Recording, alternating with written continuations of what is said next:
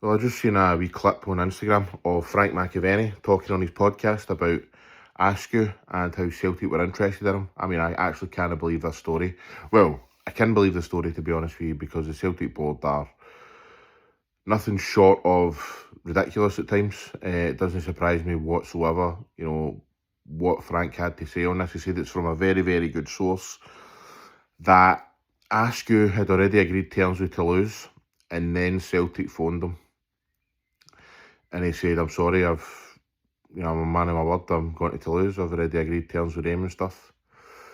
And as Frank says, why did they wait? Why, so clearly Celtic don't have a manager in place, which I thought they did. But, I mean, it's absolutely incredible that they've waited. People have been wanting Askou for months and months and months, done a great job at Motherwell, and then they wait to agree his terms with Toulouse before they phone him. Honestly, what the hell is going on at that club? Did he learn nothing? Did he never improve in any aspect whatsoever? I mean, yes, fantastic, we just won a double. You know what I mean? That's an absolute miracle stuff, thanks to Martin O'Neill and his backroom staff. But that's bored, man. What are they thinking? Why is it they're knowing reality here? Why is it they've learnt from nothing, all the stuff that happened last year? And yet it seems as if we've learnt nothing. We're back to square one.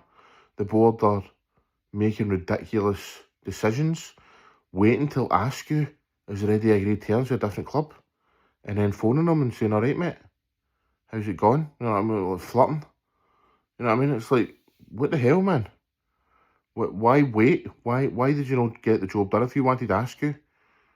Why did you not just go and get him instead of waiting to lose? Honestly, man, it's absolutely baffling at times. I honestly don't understand this Celtic board whatsoever. And, we look as if we're down to Martin O'Neill and Robbie Keane now. And even at that, who knows what's going to happen?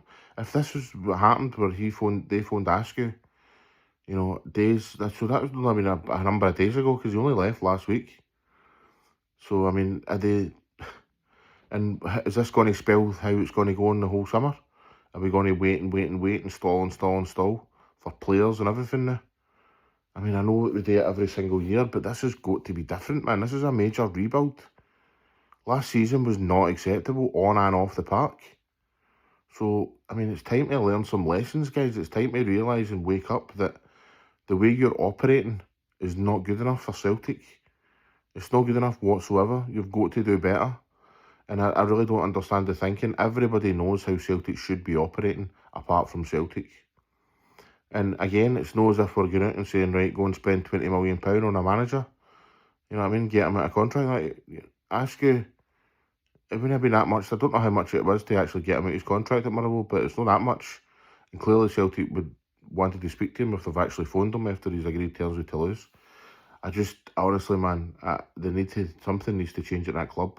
There was rumours last night that Michael Nicholson is going to move on in that, and we'll see what happens today if there's any more developments. I just feel there will be, whether it'll be the day or tomorrow or whatever. I feel this will move quite quickly in the managerial front anyway.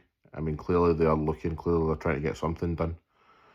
But I mean, this is going to be a long summer, guys. This is going to be a long summer. We are going to be hearing about players left, right and centre coming and going, and it's going to drag on for weeks and weeks and weeks into it. This isn't going to just be Celtic getting stuff done early, telling the fans exactly what's happening. If a player's been rumoured to go, then he goes. A player's rumoured to come in, then he just comes in.